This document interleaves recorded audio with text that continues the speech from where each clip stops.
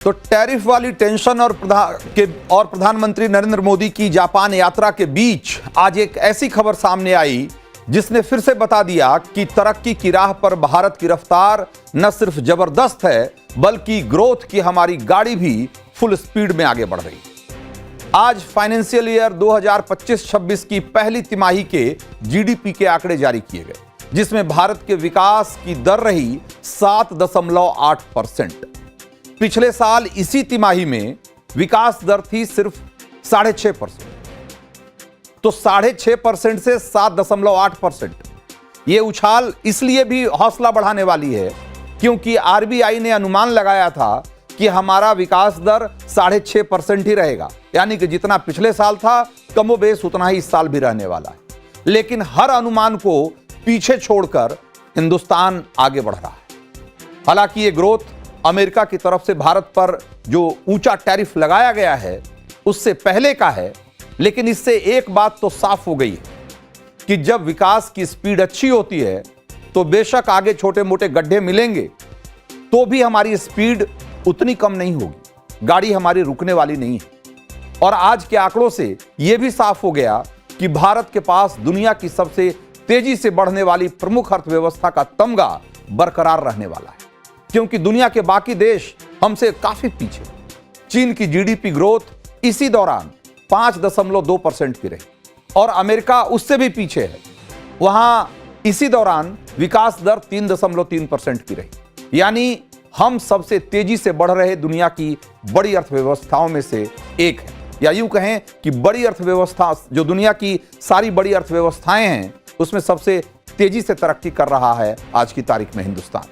और इतनी तेजी से आगे बढ़ रहे हैं कि आईएमएफ का मानना है कि आने वाले सालों में भारत की अर्थव्यवस्था जर्मनी को पीछे छोड़कर दुनिया की तीसरी सबसे बड़ी अर्थव्यवस्था बन जाएगी।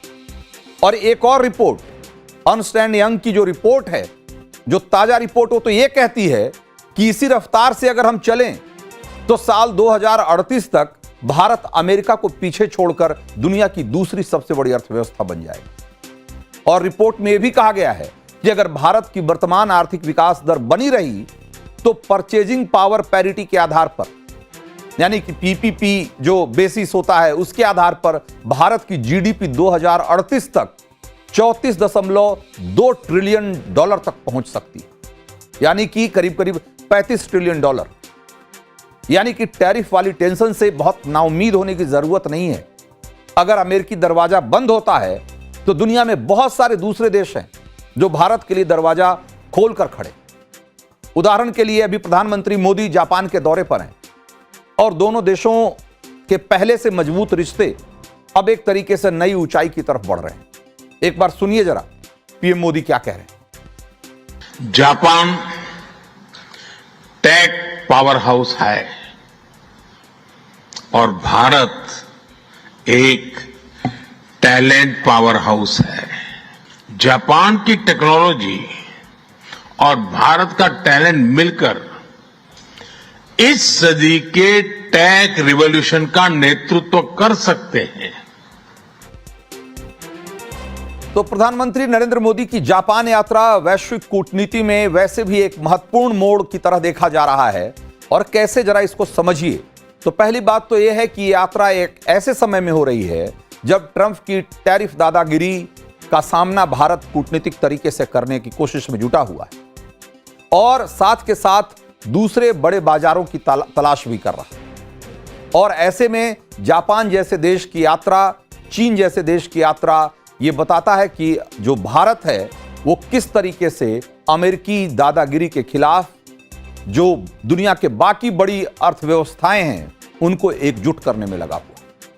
दूसरी महत्वपूर्ण बात इसमें यह है कि अमेरिका के टैरिफ वाले टेंशन की वजह से ये एक तरीके से नाजुक समय है जिसमें भारत को अंतर्राष्ट्रीय मंचों पर जापान जैसे सहयोगी की जरूरत है जो अमेरिका के साथ भारत के मसले को एक विकासशील देश के नजरिए से देखता है। और तीसरी जो बात है, जापान इस वक्त भारत की चिंताओं को समझने वाला मददगार साबित हो सकता है, क्योंकि जापान खुद भी ट्रंप की मनमानी टैरिफ जो डिप्लोमेसी है उनकी, या जो टैरिफ का हंटर है, वो उसका शिकार है, उससे परेशान है। और चौथी बात है कि जापान भारत में निवेश करने के मामले में 5वें नंबर पर है, यानी कि हमारे यहां जितनी एफडीआई आती है उसमें 5वें नंबर पर जापान है। जापान ने दिसंबर 2024 तक 43.2 बिलियन डॉलर का निवेश किया है भारत में। जापान की बड़ी कंपनियां जैसे कि सुजुकी मोटर्स अगले दशक में भारत में 10 ट्रिलियन येन यानी कि करीब 68 बिलियन डॉलर का निवेश करने की योजना बना रही है। यानी जापान भारत की आर्थिक तरक्की का एक भरोसेमंद साझीदार है और भारत को मेट्रो ट्रेन, बुलेट ट्रेन और ऐसी तमाम तकनीक देने के मामले में भी वो अमेरिका के मुकाबले भारत के साथ बेहतर संबंध बनाए रखा है उसने। और एक तरीके से देखा जाए तो जो जापान के साथ हमारा जो रिश्ता है वो एक तो भरोसेमंद है ही और एक टाइम टेस्टेड भी है। और जैसा कि प्रधानमंत्री मोदी ने एक उसका खाका तैयार किया है, एक खाका खींचने की कोशिश की, जैसा कि उन्होंने भाषण में कहा कि भाई हमारा टैलेंट और आपकी टेक्नोलॉजी दोनों अगर एक हो जाएं तो हम दुनिया में नई क्रांति लिख सकते हैं। इसी तरीके से उन्होंने जापानी कंपनियों को यह भी कहा कि आप भारत में आकर बनाइए, make in India and make for world. उन्होंने कहा कि भाई पूरी दुनिया के लिए आप प्रोडक्शन भारत में कर सकते हैं और उसकी तमाम सहूलियतें और उसके लिए जो कुछ भी करने की जरूरत होगी उसको मुमकिन करने के लिए भारत तो करने के लिए तैयार है।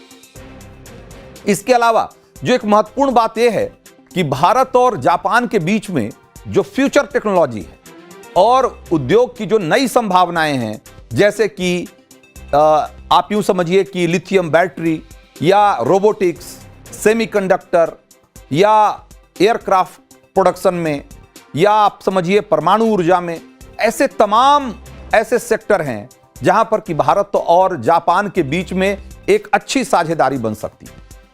और पीएम मोदी की जो जापान यात्रा है उसका एक बड़ा उद्देश्य यह भी है कि जो क्वाड है जिसमें कि भारत, जापान, अमेरिका और ऑस्ट्रेलिया शामिल हैं, इसको भी एक तरीके से मजबूत किया जाए और इसके जरिए इसको जब मजबूती मिलेगी तो जाहिर सी बात है कि इसका असर भारत और अमेरिका के संबंधों पे भी पड़ेगा, जो कि हाल के दिनों में एक टैरिफ टेररिज्म से एक तरीके से त्रस्त है। तो ट्रंप ने जब दोबारा सत्ता संभाली थी तो ऐसा लग रहा था उस समय कि ट्रंप का जो मेन टारगेट है वो चीन है। और अपने चुनाव प्रचार के दौरान ट्रंप इसी तरह का मैसेज भी देने की कोशिश कर रहे थे कि अगर वो दोबारा सत्ता में आएंगे तो इस बार वो चीन की दादागिरी या यूं कहें कि जो चीन का दबदबा है उसको इस बार वो ध्वस्त करके मानेंगे। और चीन के खिलाफ जिस आक्रामक अंदाज में उन्होंने शुरुआत भी की, जिस तरीके से टैरिफ बढ़ाए, उससे लगा कि वो इस बार चीन को औकात दिखाकर रहे। लेकिन अचानक कुछ ऐसा हुआ कि चीन पर तो ट्रंप नरम पड़ गए और उन्होंने भारत को टारगेट करना शुरू कर दिया। अचानक से ट्रंप के तेवर में इस बदलाव को दुनिया भर में नोटिस किया गया और अब इसकी वजह तलाशी जा रही है। अमेरिका की एक बहुत ही प्रतिष्ठित फाइनेंशियल सर्विस कंपनी है, नाम है जेफरीज, और इस कंपनी ने अपनी रिपोर्ट में लिखा है कि ट्रंप इस गुस्से में भारत पर टैरिफ बढ़ाए जा रहे हैं क्योंकि भारत ट्रंप और उनके नोबेल ड्रीम के बीच में आ रहा है। यानी कि ट्रंप को ऐसा लगता है कि भारत की वजह से उन्हें नोबेल पुरस्कार नहीं मिल पा रहा। यह बात जगजाहिर है कि ट्रंप नोबेल के लिए उतावले हुए पड़े। अपने आप को ओबामा से आगे देखने की चाहत में वो जल्द से जल्द नोबेल शांति पुरस्कार हासिल करने का सपना देख रहे हैं। लेकिन ट्रंप को लग रहा है कि भारत की वजह से उनका नोबेल ड्रीम कहीं अधूरा न रह जाए, क्योंकि अजरबैजान, अर्मेनिया, कंबोडिया, थाईलैंड और यहां तक कि पाकिस्तान भी आगे बढ़ बढ़कर बोल रहा है कि ट्रंप ही सच्चे शांति दूत। लेकिन ट्रंप के लाख दावों के बाद भी भारत ये नहीं मान रहा कि पाकिस्तान से लड़ाई रुकवाने में ट्रंप का कोई रोल था। ऐसे में नोबेल शांति पुरस्कार के लिए एक मजबूत आधार खिसकता हुआ देख रहे हैं ट्रंप, और यह बात उनको रास नहीं आ रही, यह बात वो पचा नहीं पा रहे। जेफरीज की रिपोर्ट में साफ साफ लिखा गया है कि यह ट्रंप की व्यक्तिगत खुन्नस है जिसके कारण अमेरिका ने भारत पर अभूतपूर्व 50% शुल्क लगाया है। अमेरिकी रिपोर्ट में भी कहा गया है कि भारी आर्थिक नुकसान की आशंकाओं के बीच भी भारत तीसरे पक्ष की मध्यस्थता नहीं करने की या नहीं स्वीकार करने की अपनी लक्ष्मण रेखा पर कायम है। जिससे ट्रंप को चोट पहुंची। जेफरीज की रिपोर्ट में यह भी बताया गया है कि ट्रंप सरकार भारत के कृषि और डेयरी बाजारों में एंट्री मांग रही थी, जो नई दिल्ली के लिए एक रेड लाइन। जाहिर है कि दोनों मामलों में पीएम मोदी न झुकेंगे न दादागिरी सहेंगे, और यह वाला रिस्पांस जो है ट्रंप को नागवार गुजर रहा है। और ये कितना नागवार गुजर रहा है इसको इस बात से समझ लीजिए कि आज ट्रंप सरकार साम दाम दंड भेद यानी जैसे भी हो कुछ भी करके भारत को झुकाने के लिए पूरी ताकत लगा रखी है उन्होंने। इतना ही नहीं, अब तो धमकियों का खेल भी शुरू हो गया। कल ही हमने आपको बताया था कि कैसे ट्रंप के सलाहकार पीटर नवारो खुलेआम में फेक न्यूज फैलाने में जुटे हुए थे कि भारत ट्रंप की बात नहीं मानकर बड़ी गलती कर रहा है, रूसी तेल खरीदकर यूक्रेन में लोगों को मरवा रहा है, और जो यूक्रेन और रूस के बीच में हो रहा है असल में उसकी पूरी जिम्मेदारी भारत की है। और आज ट्रंप के एक और सलाहकार की दिमागी बत्ती जली। इस बार राष्ट्रपति ट्रंप के आर्थिक सलाहकार हैं केविन हैसेट, वो सामने आए और जरा उनकी धमकी देखिए। वो कह रहे हैं कि अगर भारत झुकने से इनकार करता है तो राष्ट्रपति ट्रंप अपना रुख नरम नहीं करेंगे। बोल तो ऐसे रहे हैं कि जैसे भारत मनुहार गुहार कर रहा है कि ट्रंप साहब मान जाइए। भारत का स्टैंड एकदम क्रिस्टल क्लियर है भाई, भारत अपने हितों से समझौता बिल्कुल नहीं करेगा। और ये बात ट्रंप सरकार के गले में नहीं उतर रही तो ना उतरे, उनके दिमाग में बात नहीं बैठ रही ये अलग बात है। कहा यह भी जा सकता है कि ट्रंप सरकार के ईगो पर यह एक डायरेक्ट अटैक है, लेकिन भाई अगर आप अपना ईगो ऐसे जहां तहां लेकर ऐसे सबके सामने घूमते रहेंगे तो कहीं भी चोटिल हो सकता है, उसके लिए तैयार रहना पड़ेगा आपको। आप धमकी दे रहे हैं लेकिन इन धमकियों का कोई असर नहीं होने वाला। उन्हें एक बात और क्यों नहीं समझ में आ रही कि भारत का विकास या भारत का बाजार सिर्फ अमेरिका के भरोसे नहीं बैठा है। उनको ऐसा लगता है कि दुनिया अमेरिका से शुरू होकर अमेरिका पे खत्म हो जाती है, लेकिन ऐसा नहीं है भाई। और भारत के मामले में तो ऐसा कतई नहीं है। 1.5 अरब के आसपास हमारी आबादी पहुंचने वाली है, और हम भारतीय जो हैं वो अपने विकास के लिए, या यूं कहें कि अपने विकास के सबसे बड़े मजबूत या सबसे ताकतवर इंजन हम खुद हैं। हमारी संख्या है, हमारी आबादी है। हम अमेरिकी एक्सपोर्ट से होने वाली कमाई के भरोसे नहीं है। यह सच है कि यूएस हमारा सबसे बड़ा एक्सपोर्ट मार्केट है, बहुत सारा ट्रेड करते हैं उसके साथ। पिछले साल 87.4 बिलियन डॉलर का सामान हमने अमेरिका को भेजा था, बहुत बड़ी रकम है। लेकिन यह रकम हमारी जीडीपी का सिर्फ 2% है, 2%। और अमेरिकियों को भी यह देख लेना चाहिए कि इस जीडीपी में जो सबसे बड़ा हिस्सा है वो किसका है। वो हमारा डोमेस्टिक जो मार्केट है, सबसे बड़ी हिस्सेदारी उसकी है भाई। 60% हमारे जीडीपी में 60% हिस्सेदारी हमारे घरेलू बाजार की है। यानी हम अमेरिका सामान नहीं भेजेंगे तो भूखे नहीं मरने वाले।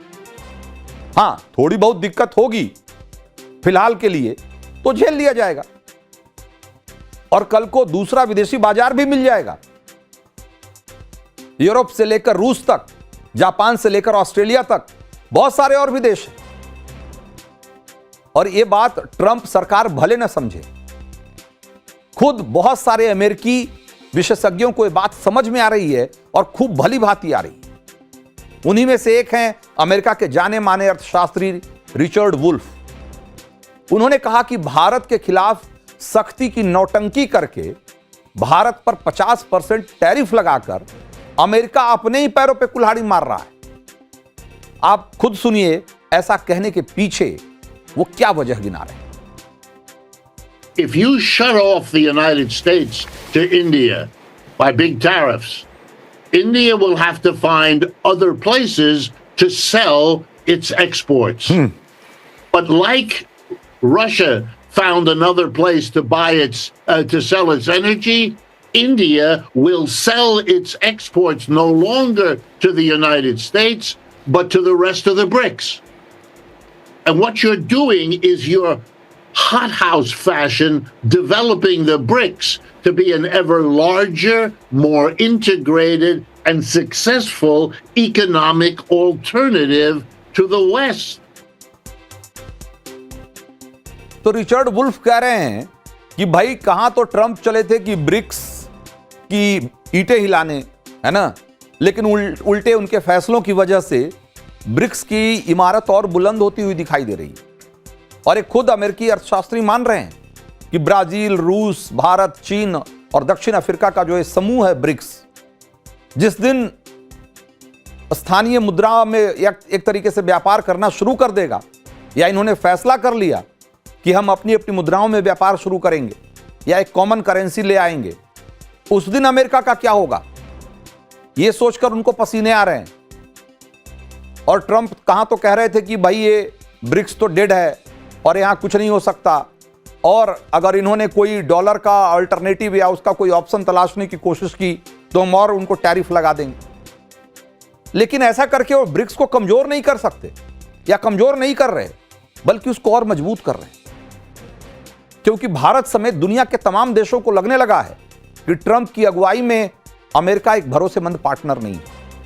अमेरिका भरोसेमंद पार्टनर है ही नहीं, यह बात तो दुनिया के तमाम देश वैसे भी मानते थे, क्योंकि चाहे अगुवाई कोई कर रहा हो, अमेरिका भरोसेमंद पार्टनर नहीं है। लेकिन ट्रंप की अगुवाई में तो कतई नहीं है, यह बात लोगों को समझ में आने लगी। और जैसा कि पिछले दिनों विदेश मंत्री ने जयशंकर ने कहा था कि कोरोना के बाद दुनिया ने जिस तरह का समीकरण दुनिया में बदला है, भारत ने उससे एक बड़ा सबक लिया है। और उसमें से जो सबसे बड़ा सबक है वो ये है कि हर हाल में आपको ऐसे पार्टनर्स की जरूरत होती है जिस पर कि आप किसी भी परिस्थिति में भरोसा कर सकें। और यह बहुत बड़ी ताकत होती है किसी भी देश के लिए। और अमेरिका ट्रंप की अगुवाई में आज जिस तरह के फैसले कर रहा है, यह भरोसा पूरी दुनिया का हिला है, और इसका नुकसान सिर्फ अमेरिका को उठाना पड़ेगा देर से देर। और यह बात ट्रंप जैसे लोग जितनी जल्दी समझ लेंगे, यह भारत, अमेरिका ही नहीं, पूरी दुनिया के लिए भी उतना ही अच्छा होगा। तो क्लियर कट में अब आगे बढ़ते हैं और दिखाते हैं कि बिहार में गाली वाली बोली से क्या महागठबंधन ने एक बड़ा सेल्फ गोल कर लिया है।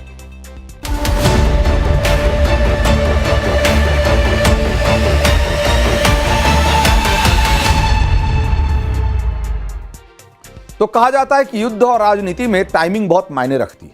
युद्ध में वक्त पर लिया गया सही फैसला हार और जीत तय कर सकता है, और राजनीति में बेवक्त कही गई बात बना बनाया खेल बिगाड़ सकती है। बिहार की राजनीति में आजकल कुछ ऐसा ही हो रहा है, जिसे लेकर सवाल पूछा जा रहा है कि क्या चुनाव से ठीक पहले प्रधानमंत्री नरेंद्र मोदी की मां के लिए अपशब्दों का इस्तेमाल करके महागठबंधन ने एक सेल्फ गोल कर लिया है। प्रधानमंत्री मोदी की मां के खिलाफ अपशब्दों को लेकर आज पटना में खूब जमकर बवाल। राहुल गांधी के खिलाफ नारेबाजी करते हुए बीजेपी कार्यकर्ता कांग्रेस दफ्तर के बाहर पहुंचे, और दूसरी तरफ कांग्रेस कार्यकर्ता पहले से दफ्तर में मौजूद थे ही, तो दोनों आमने सामने हुए और बवाल बड़ा हो गया। दोनों तरफ से खूब जमकर लाठी डंडे ईंट पत्थर चले, कई गाड़ियों में भी तोड़फोड़ की गई।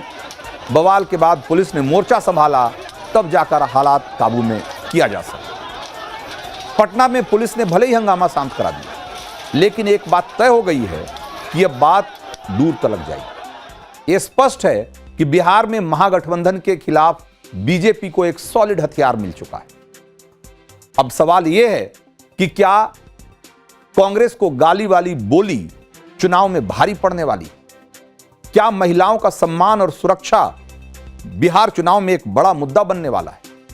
क्या प्रधानमंत्री की मां के खिलाफ बोले गए अपशब्द बिहार चुनाव का नतीजा तय करने वाले? इन सवालों पर आगे बात करेंगे, लेकिन पहले पूरा वाकया सिलसिलेवार तरीके से समझिए कि यह हुआ क्या, इसकी शुरुआत कैसे हुई। तो यह 27 अगस्त का किस्सा है। राहुल गांधी और तेजस्वी के वोटर अधिकार यात्रा के लिए दरभंगा में मंच लगाया गया था। राहुल और तेजस्वी का काफिला गुजर जाने के बाद उसी मंच से प्रधानमंत्री मोदी की मां के लिए अभद्र भाषा का इस्तेमाल किया गया। इतना ही नहीं, गाली वाले वीडियो को सोशल मीडिया पर खूब वायरल भी किया गया।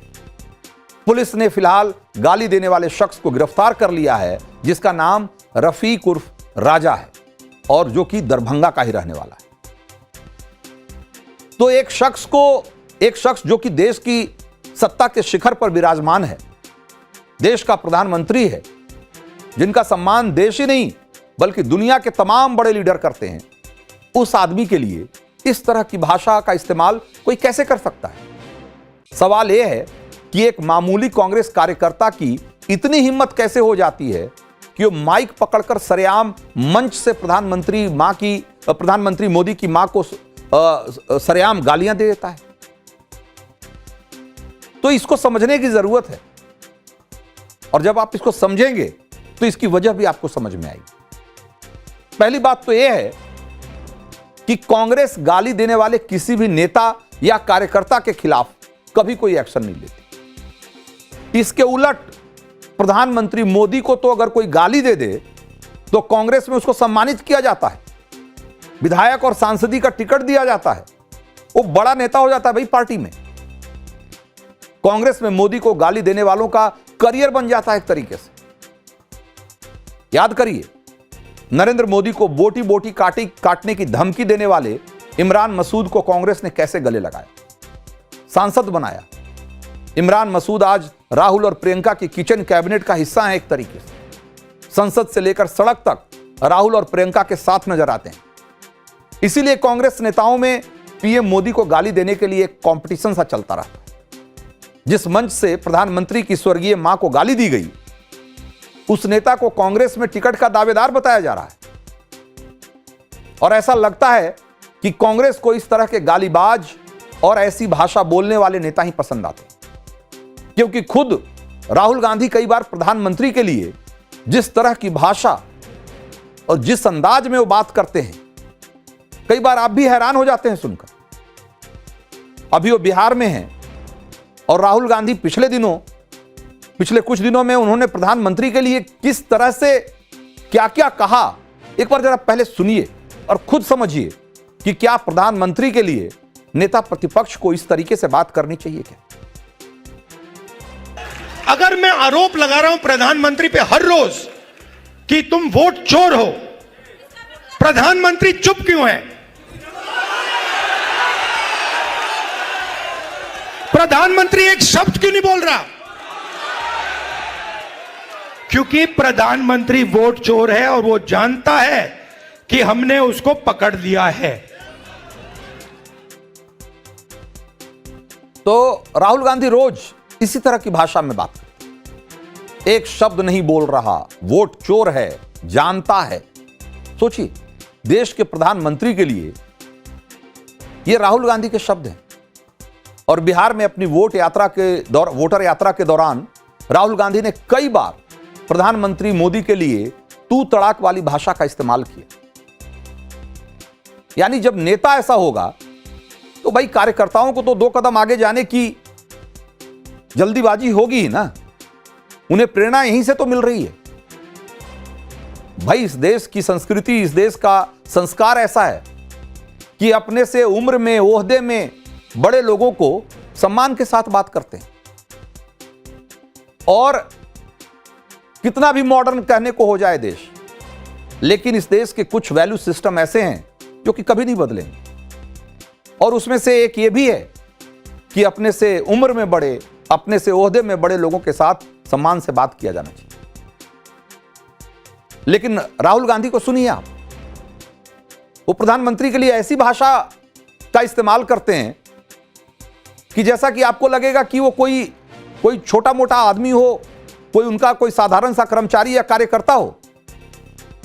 ये बात ठीक है कि राहुल गांधी का जो राजनीतिक बैकग्राउंड है, जो उनकी पृष्ठभूमि है, वो जिस सियासी पृष्ठभूमि से आते हैं, उसमें उनको इस बात का गुमान हो जाना बहुत स्वाभाविक है कि पूरी दुनिया उन्हीं से शुरू होकर उन्हीं पर खत्म हो जाती है।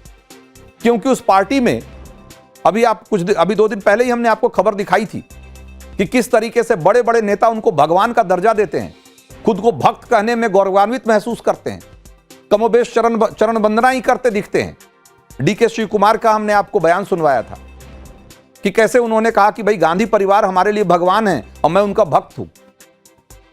तो भाई जिस पार्टी में एक परिवार पूरे पार्टी के भक्ति के केंद्र में हो, उसको इस बात का गुमान हो सकता है कि भाई दुनिया वहीं से शुरू होकर वहीं से खत्म हो जाती।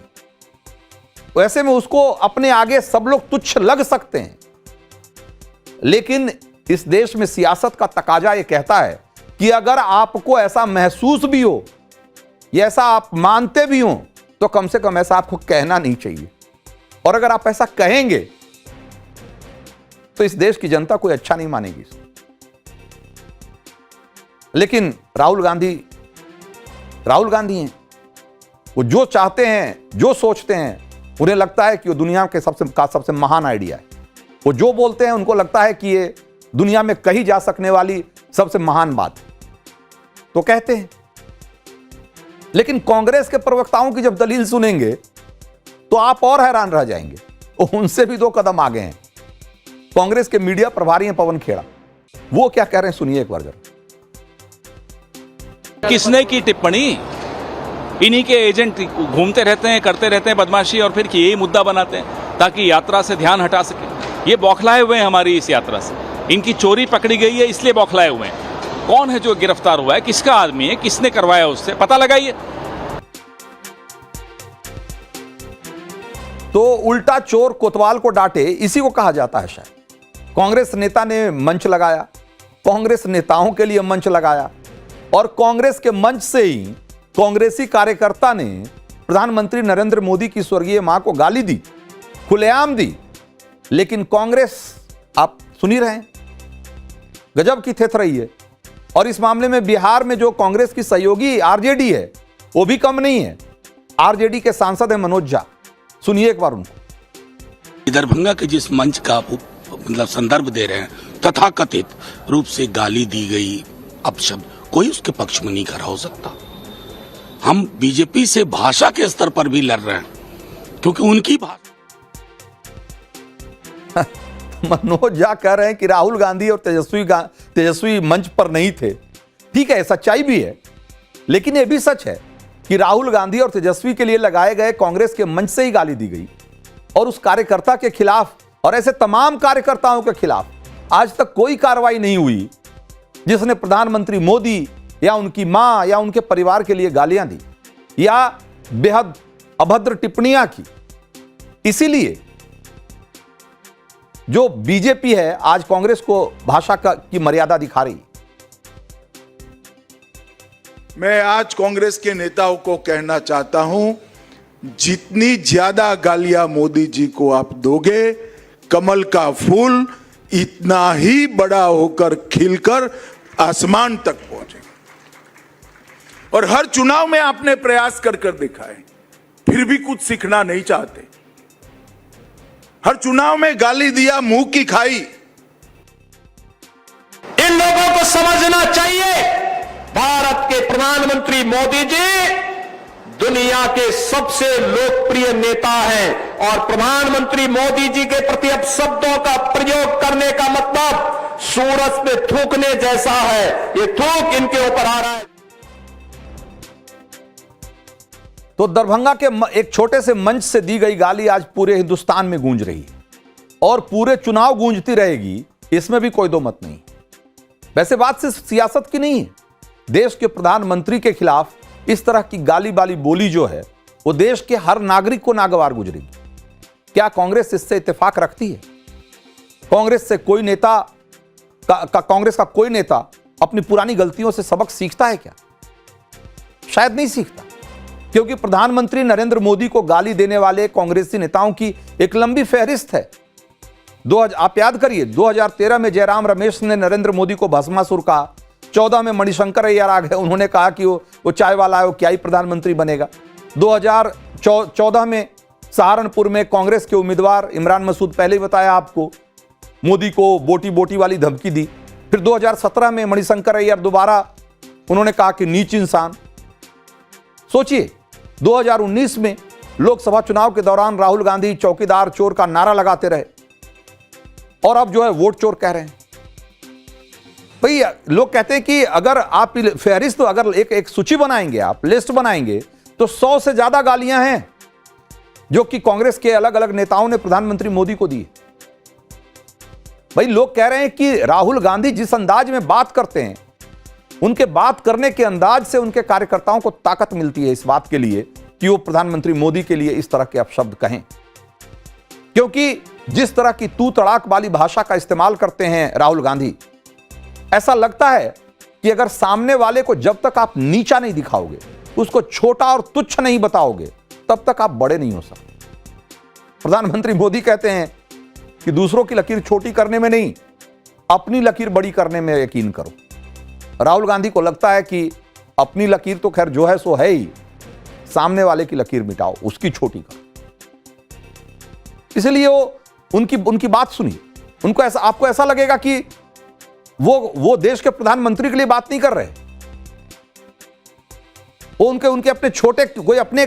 भाई राजनीति तो ऐसी चीज है, सियासत तो ऐसी चीज है कि एक एक वोटर का, एक एक आदमी, छोटे से छोटे आदमी का आपको सम्मान करना पड़ता है। आप कैसे बात करते हैं, आप उनको कैसे प्रतिष्ठा देते हैं, कैसे इज्जत देते हैं, इस बात से तय होता है कि आप कितने बड़े नेता हैं, और ये नेताओं का भविष्य तय करती है। लेकिन प्रधानमंत्री मोदी के लिए जिस तरीके से राहुल गांधी बात करते हैं, आपको लगेगा कि ऐसा तो कोई अपने छोटे से छोटे कार्यकर्ता के लिए भी कोई नेता बात नहीं कर सकता। एक बार और सुनिए राहुल गांधी को जरा। डोनाल्ड ट्रंप कहता है मैंने फोन उठाया और मैंने नरेंद्र मोदी को फोन किया और मैंने उसे कहा कि 24 घंटे में युद्ध को बंद करो।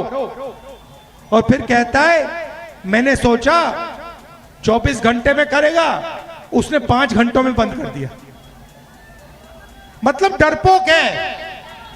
मैंने नरेंद्र मोदी को लोकसभा में बोला, अगर दम है तो बोलो कि डोनाल्ड ट्रंप झूठ बोल रहा है, बोलो।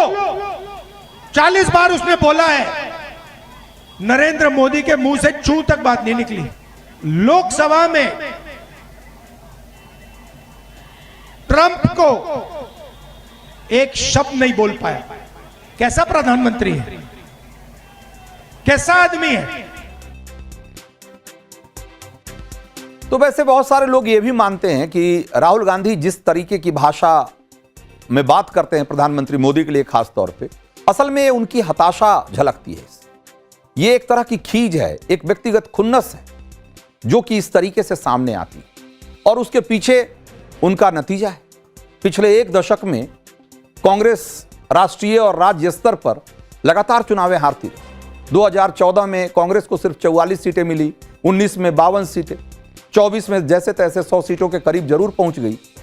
लेकिन आप देखिए कि लोकसभा में जो जिस तरह की सफलता मिल रही है, राज्य में भी, अगर राज्य के चुनावों में भी आप देखेंगे तो कोई अच्छी सफलता उन्हें नहीं मिली। तेलंगाना, हिमाचल और कर्नाटक को छोड़ दिया जाए तो कोई बहुत बड़ी जीत नहीं है। बिहार में जमीन जरूर तलाश रहे हैं, लेकिन वो जमीन मिलेगी भी कि नहीं मिलेगी, और जिस तरीके से जमीन कब्जाने में की कोशिश कर रहे हैं, मुझे नहीं लगता है कि बिहार के लोग इससे बहुत खुश होंगे। और गाली गलौज के जरिए अगर आपको लगता है कि आप अपनी सियासी जमीन, खोई हुई सियासी जमीन वापस पा लेंगे, रणनीति के बजाय गालियां ही आपको सियासत में आपको कामयाबी दिला देंगी, तो मुझे लगता है कि राहुल गांधी का एक फिर से कहा जाए कि एक गलत रणनीति है जो कि वो गलत जगह पे आजमा रहे हैं। For more of such videos, do like, share and subscribe to ET Now Swadesh.